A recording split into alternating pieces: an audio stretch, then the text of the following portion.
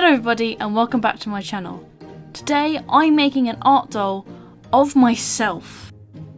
Okay, not like a hyper-realistic statue of my actual human self. I mean making Creative Pickle's mascot, or in other words, me. So, funny story, my character actually started out as a hyena after I saw this really cool photo of an albino hyena. But after some time, she started looking way more cat-like, and then I added wings, so now I genuinely have no idea what animal she's supposed to be anymore. And actually, some of you might remember the OG profile picture, the alpaca.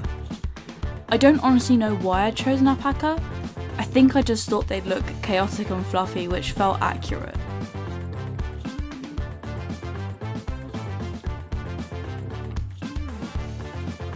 I remember my first attempt at designing my character, who is now officially called Luma. At first I went for a much more realistic style, and honestly I loved how it looked.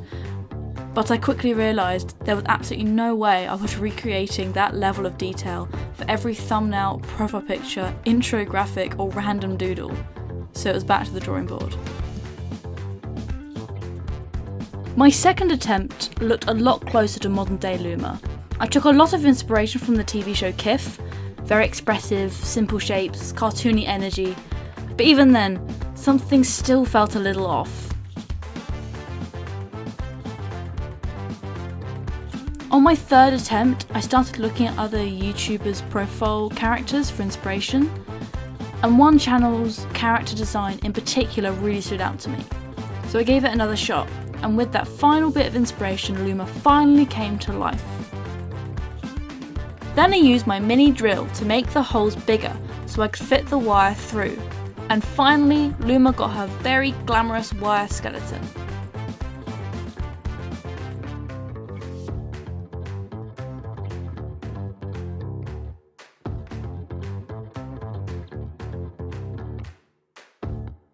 Next came painting, which is where she finally starts to look like Luma. I painted the clay beige. I'm not really sure what colour this is, but it's around the beige area.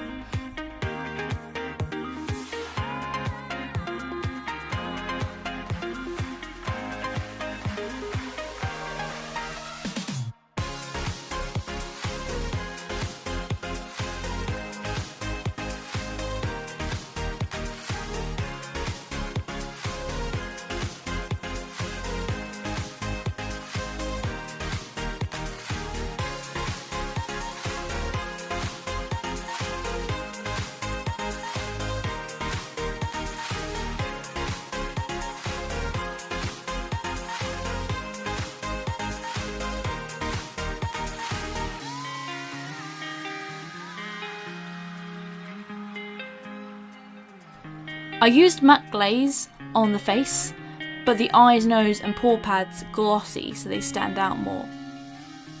Then came the fur, which involved cutting tiny holes in fabric and hoping I measured things correctly.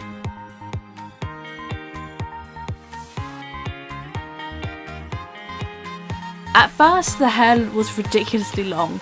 She looked less like my mascot and more like she belonged in an 80s rock band. As tempting as it was to keep the dramatic mohawk, I eventually trimmed it down.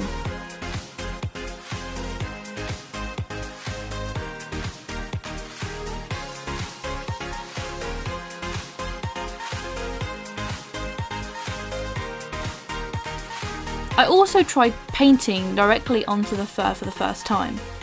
It sort of worked. The fur ended up slightly crunchy but still looked pretty good, so I'm counting it as a success.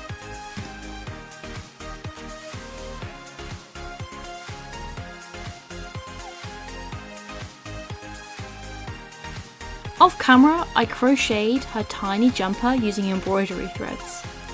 I had to finish the turtleneck while it was actually on the doll, otherwise it would have been too small to get over the head.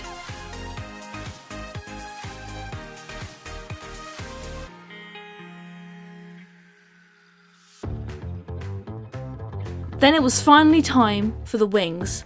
These took ages because every feather was cut and glued individually, but they were probably my favourite part in the end.